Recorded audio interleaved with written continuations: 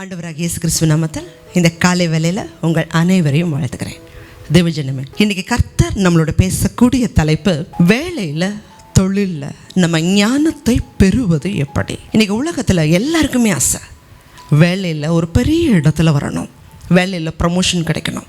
வேலையில் அநேகர் பல வருஷங்கள் போவாங்க, எனக்கு ஏன் இன்னும் ப்ரமோஷன் கிடைக்கல, ஏன் எனக்கு ஒரு வேலையில் உயர்வு இல்லை, நான் இப்படியே தான் இருக்கணுமா.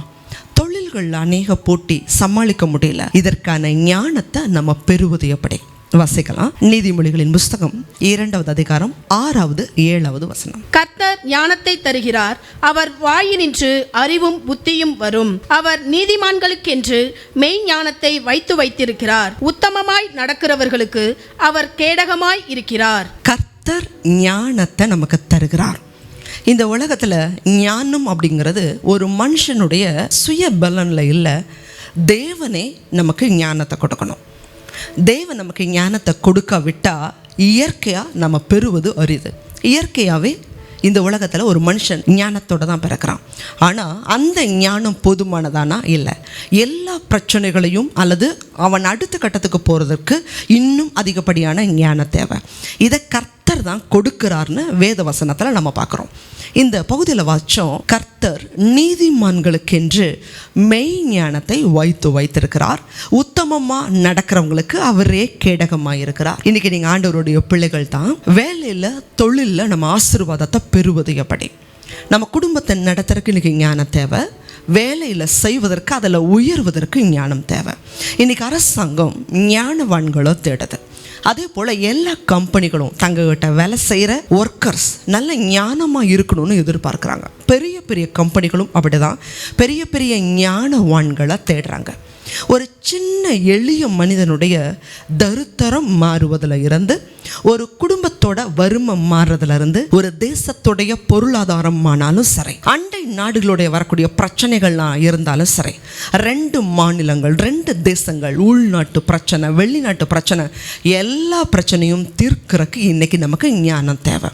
இந்த ஞானம் இல்லை அப்படின்னு சொன்னால் மிகவும் கஷ்டம். அதனால தான் இன்றைக்கி நம்ம பார்க்குறோம், ஒவ்வொரு தடவையும் பக்கத்து மாநிலத்துக்கும் நமக்கும் தண்ணி கிடைக்கல, மொழி பிரச்சனை, வட மாநிலங்களில் மத சார்ந்த பிரச்சனை, இப்படி பல பிரச்சனைகளை தீர்க்க முடியாமல் அரசாங்கமே தவிக்கிறாங்க. சில இனங்களுக்கு பிரச்சனை வந்துருச்சுன்னா அது இன்னைக்கு வரைக்கும் பெரிய பிரச்சனையாக இருக்குது. வெளிநாடுகளில் சில ஆண்டுகளுக்கு முன்பாக இனவெறி இருந்துச்சு.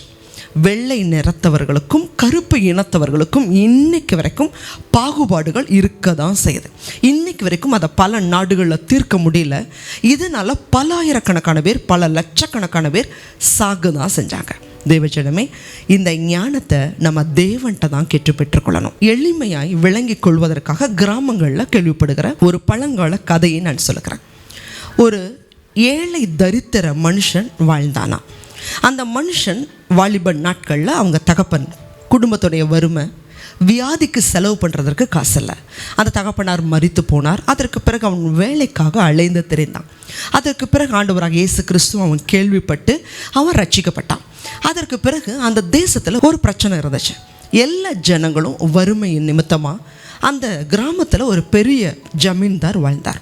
அந்த ஜமீன்தார்ட்ட எல்லாருமே கடனை வாங்கி வட்டி செலுத்தி நிறைய பேர் செலுத்த முடியாமல் அந்த கிராமமே கடன்கிற பிரச்சனையில் முழுகி இருந்துச்சு.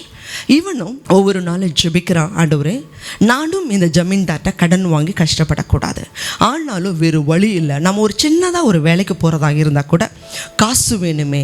சரி, ஆரம்பத்தில் ஒரு சின்ன தொகையை பெறலான்னு சொல்லி அந்த ஜமீன்தார்ட்ட அவன் போயிருக்கான்.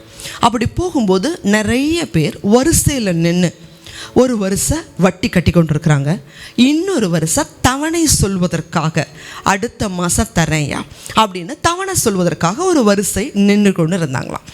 அப்படி இருக்கும் பொழுது கடன் வாங்குவதற்காக இவன் நின்று கொண்டிருக்கும்போது ஒரு மனுஷன், ஐயா இந்த மாதமும் என்னால் வட்டி கட்ட முடியல, அடுத்த மாதம் தரேன்னு சொல்லி தவணை கேட்டுக்கொண்டு இருந்திருக்கிறான். இதை கேட்ட ஜமீன்தார் அவன்கிட்ட கோபமாக, எத்தனை மாதம் நீ இந்த தவணை சொல்லுவ, நீ வேலைக்கே போகிறது கிடையாது, உனக்கு மனம் இல்லைங்கிறது ரெண்டாவது, நீ வேலைக்கே போகிறது கிடையாது, உன்னுடைய சோம்பேறித்தனதுனால தான் இந்த வட்டி உன்னால் கட்ட முடியல, உனக்கு வேலைக்கு போகிறக்கு மனசு இருந்துச்சு அப்படின்னு சொன்னால் பக்கத்தில் கிடக்குது பார் செத்து போன எலி, இந்த எலியை வச்சாவது நீ பொழைச்சிருப்ப அப்படின்னு சொல்லி அனுப்பிச்சாராம். இதை கேட்டவனுக்கு தேவன் ஒரு ஞானத்தை கொடுத்துருக்கிறார். அவன் வட்டிக்கு கடனை வாங்கலை, மாறா அந்த செத்து போன எலியை அவன் தூக்கிட்டு போனான். இந்த எலியை வச்சு எப்படி நம்ம பிழைக்கிறது? இந்த எலியை எடுத்துகிட்டு அவன் ஒரு சந்தைக்கு போயிருக்கிறான். அந்த சந்தைக்கு போய் பூனை வச்சுருந்தாங்களாம். ஒரு கடையில் எஜமான்ட்ட கேட்டிருக்கிறான், ஐயா எங்கிட்ட செத்து போன எலி இருக்குது, உங்கள் பூனைக்கு ஆகாரமாக இதை நான் கொடுக்குறேன், அதற்கு பதிலாக உங்கள் கடையில் இருக்கிற ஏதாவது எனக்கு கொடுங்க அப்படின்னு சொல்லி அவன் கேட்கும் பொழுது அந்த கடையில் பண்டம் மாற்றும் முறையாக இந்த எலியை கொடுத்துட்டு அந்த கடையில் இருக்கிற பட்டாணி, நிலக்கடலை போன்ற ஸ்நாக்ஸுகளை அவன் கையில் வாங்கி கொண்டான். இதை வாங்கிட்டு அவன் போயிருக்கிறான். போகும் பொழுது அந்த கிராமத்தில் மலையிலிருந்து அநேகர் விறகை வெட்டிட்டு களைப்போடு வந்திருக்காங்க. வரும்பொழுது அவங்க பசியோடு காணப்படுகிறத அவன் பார்த்து, எங்கிட்ட தின்பண்டங்கள் இருக்குது, அதை நீங்கள் வாங்கிட்டு ஏதாவது காசு கொடுக்குறீங்களா? இதே ஒரு தொழிலாய் அவனுக்கு மாற ஆரம்பித்தது.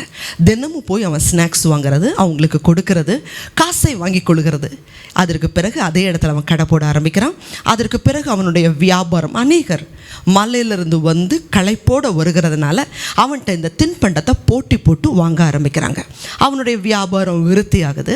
அதற்கு பிறகு இன்னும் அவன் செல்வந்தனாக மாறி அந்த மலைக்கு யாருமே மரம் வெட்டி கஷ்டப்பட வேண்டாம், ஒரு வாகனத்தை வச்சு, ஒரு லாரியை வச்சு, மரத்தை வெட்டுவதற்கு ஆட்களை வச்சு வெட்டிட்டு வந்து கீழேயே கொடுக்குற 2வது வியாபாரத்தையும் துவங்கிட்டான். துவங்கி மிகப்பெரிய ஒரு செல்வந்தனாக மாறி அந்த ஜமீன்தாருக்கு நன்றி சொல்வதற்காக போனான்னா, ஐயா ஆண்டவருடைய பெரிதான கிருபையில் நான் ஜெபம் பண்ணினேன், நீங்கள் சொன்ன இந்த செத்து போன எலியை வச்சு இன்றைக்கி நான் இவ்வளோ பெரிய செல்வந்தனாக மாறிட்டேன். அப்போ அவர் சொன்னாரா, இந்த மாதிரி ஒரு புத்திசாலி தான் எனக்கு வேணும்னு சொல்லி அவருடைய மகளை இவருக்கு திருமணம் செய்து கொடுத்தாராம்.